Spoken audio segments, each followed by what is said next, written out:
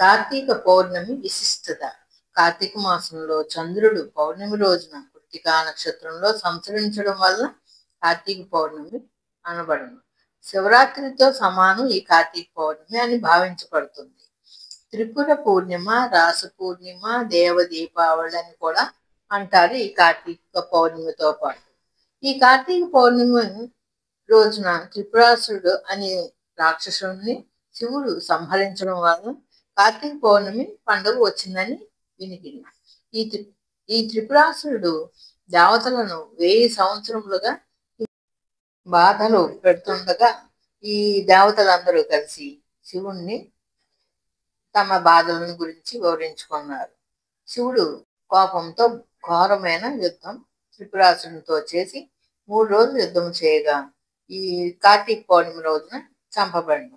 ఆయన శివతాండం యుద్ధం ముగిసిందని శివుడు శివతాండం చేసెను. సంతోషంతో ఆనందంతో దేవతలు భూలోకానికి వచ్చి ఈ కార్తీక పౌర్ణమి రోజున ఎంతో ఆనందంతో దీపావళి చేసుకున్నారని ఒక కథ ఉంది. దీన్నే దీపావళి అని కూడా కొన్ని ప్రాంతాల్లో చెప్పడం జరుగుతూ ఉంది. అలాగే ఇదే రోజున కార్తికేయుడు కూడా పుట్టినదినమని చెబుతారు.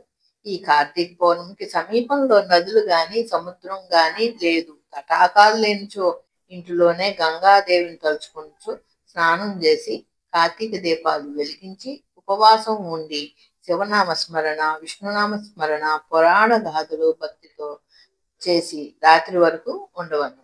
అయితే ఈ 2025లో నవంబర్ 5వ తారీఖున రాత్రి 7 గంటల్లో దాటుతుండగా పూర్ణిమ గడియల వెళ్ళిపోతున్నది. కావున 7 గంటల లోపునే పూజ పూర్తి చేసుకోవాలి. రాత్రికి ఉపవాసం ముగించుకుని అల్పాహారం కానీ పళ్ళు కానీ తినండి.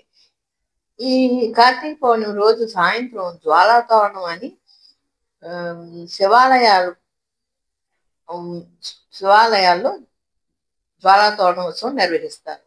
ఆ తోరణం క్రింద నుండి వెళితే పాపాలు పోతాయని వినికిడి.